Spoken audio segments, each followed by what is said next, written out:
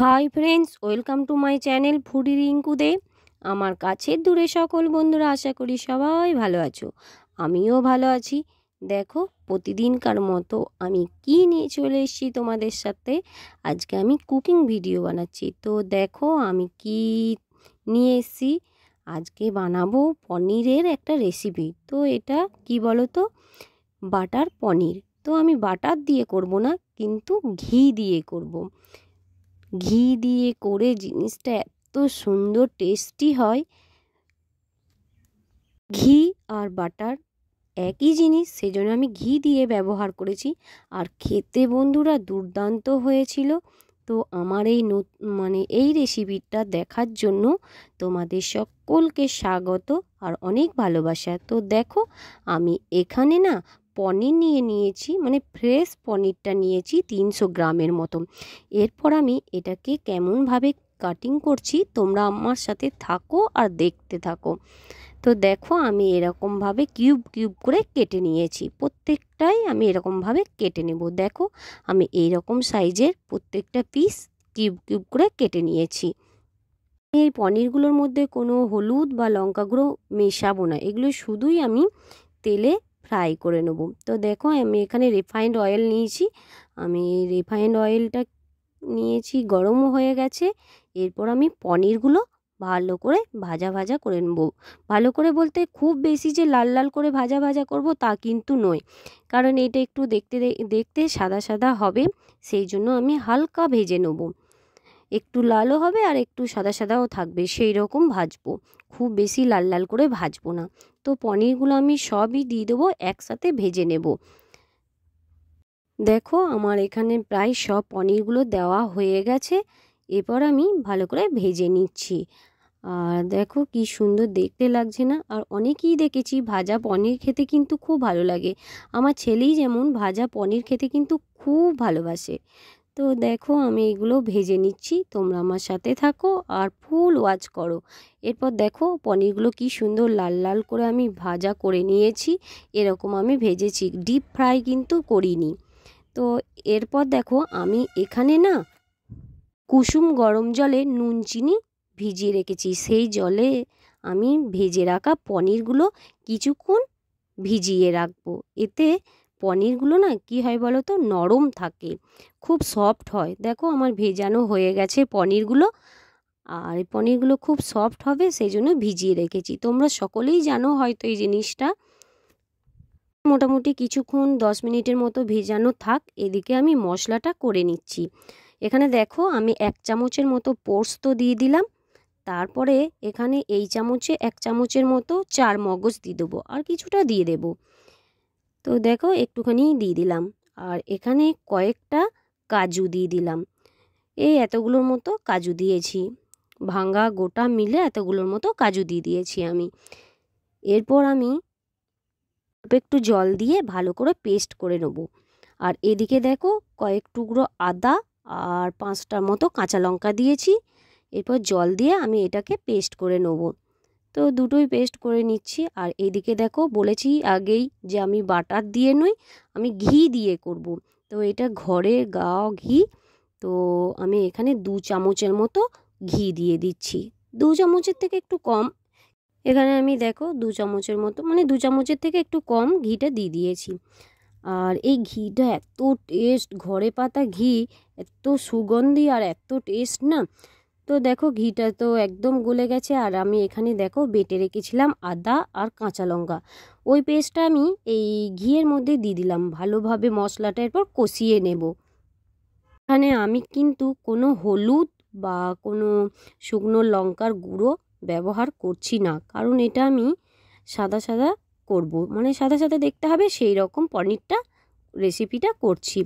তো দেখো এখানে মশলাটা কি সুন্দর গন্ধ হয়ে মানে কষানো হয়ে গেছে।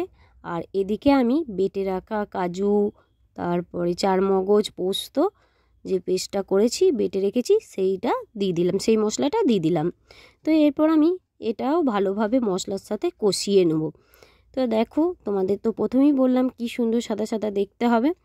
তো আমি এখানে কোনো কালার ব্যবহার করব না, লঙ্কার গুঁড়ো ব্যবহার করব না। আর এখানে যে বাটিটা দিলাম সেই বাটিটা জল ধুয়ে একটু দিয়ে দিলাম, মানে যে বাটিতে চারমগজটা বেটে রেখেছিলাম, চারমগজ কাজু পোস্ত বেটে রেখেছিলাম, সেই বাটি জল ধুয়ে দিয়ে দিলাম একটু। তো মশলাটা একটু ভালো করে কষানো হোক। আর এখানে দেখো আমি একটুখানি কালার হওয়ার জন্য কাশ্মীরি লঙ্কা গুঁড়ো কিন্তু ব্যবহার করেছি, মানে একটুখানি কালার আসার জন্য, বেশি কিন্তু নয়, অল্প হাফ চামচের মতো দিয়েছি।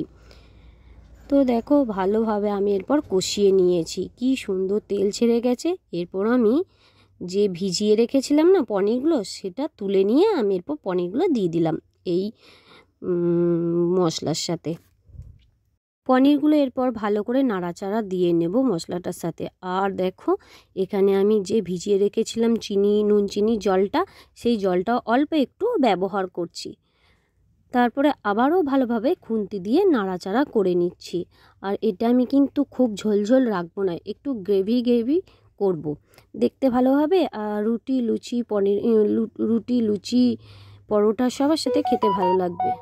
এরপর আমি দেখো পরিমাণ মতো লবণ দিয়ে নিচ্ছি। তো লবণ তো আমি আগে দিইনি, সেই জন্য আমি এখন পরিমাণ মতো দিয়ে দিলাম। আর এখানে এরপর পরিমাণ মতো মানে স্বাদ আনার জন্য চিনি ব্যবহার করছি। চিনিটা কিন্তু মাস্ট দিতেই হবে, তোমরাও এভাবেই চিনিটা দেবে। আর চিনিটা দিলে কিন্তু টেস্টটা বেশ ভালো আসে। আর এখানে আমি ওপর থেকে কয়েকটা মানে কিশমিশ ছড়িয়ে দিচ্ছি, খেতে বেশ ভালো হবে ওপর থেকে, ওই জন্যে ছড়িয়ে দিলাম। দেখো কি সুন্দর আমি নাড়াচাড়া করে নিচ্ছি। আর কিশমিশটা দিতে কিন্তু সত্যি বন্ধুরা এই বাটার পনিরটা খেতে খুব ভালো লাগে। আর কি সুন্দর দেখতে লাগছে না, দেখো তোমাদের তো আমি আগেই বলেছি এখানে কোনো আমি হলুদ ব্যবহার করব না, হলুদ করব না পনিরটা, আমি সাদা সাদা পনিরটা করব, সেই জন্য দেখো কি সুন্দর দেখতে হয়েছে। আর এটা কিন্তু ওপর থেকে কি সুন্দর ঘি ভেসে উঠেছে। আমি আবারও হাফ চামচ, মানে এই চামচে হাফ চামচের মতো ওপর থেকে ঘি দিয়ে দিচ্ছি। এই ঘিয়ের সেন্টটা কিন্তু দারুণ লাগবে খেতে, মানে লাস্টে একটু ঘি ছড়িয়ে নামালে না পনিরটা টেস্টটা খুব ভালো আসে, সেই জন্য এই হাফ চামচের মতো আমি ঘিটা ছড়িয়ে দিচ্ছি। দেখো দেখতেই এখনই কত সুন্দর লাগবে। আর কি সুন্দর দেখতে লাগছে তোমরা দেখলেই বুঝতে পারবে। আর দেখো পনিরগুলো এক একটা গোটা গোটা আছে, কি দারুণ দেখতে লাগছে না। এখানে অল্প ঝোল ঝোল মতো আছে, আমি এখনও এটাকে আরেকটুখানি ফোটাবো, একদম গ্রেভি গ্রেভি করব, খেতেও ভালো লাগবে আর দেখতেও ভালো লাগবে। তো আমি কিছুক্ষণ ফুটিয়ে নিচ্ছি। আর দেখো উপর দিকে ঘিটা ভেসে উঠেছে, আর কি সুন্দর জিনিসটা একদম কাই পাড়া হয়ে গেছে, দেখতে কি সুন্দর লাগছে না বন্ধুরা, তোমরা দেখো আর শেষ পর্যন্ত দেখো, কিন্তু তোমরা বুঝতে পারবে আমি কেমন করে বানালাম। এরপর আমি ওপর থেকে তিনটে কাঁচা লঙ্কা দিয়ে দিচ্ছি।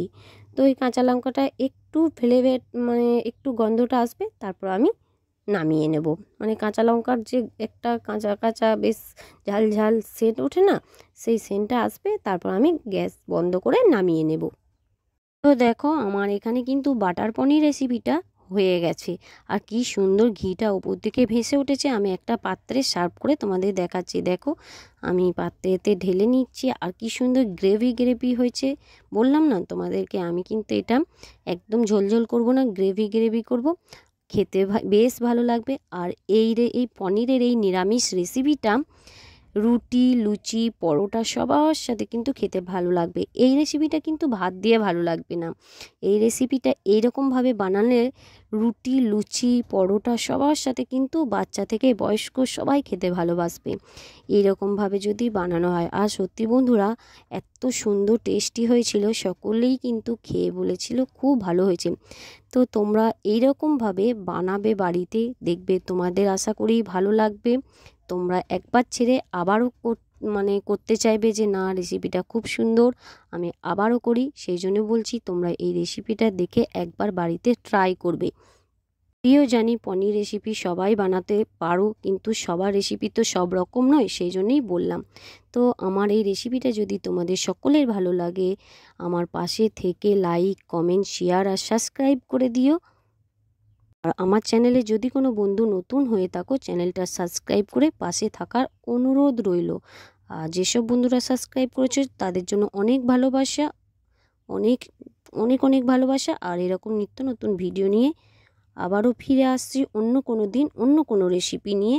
ততক্ষণে কাছে দূরের বন্ধুরা ভালো থেকো, সুস্থ থেকো। আজ টাটা।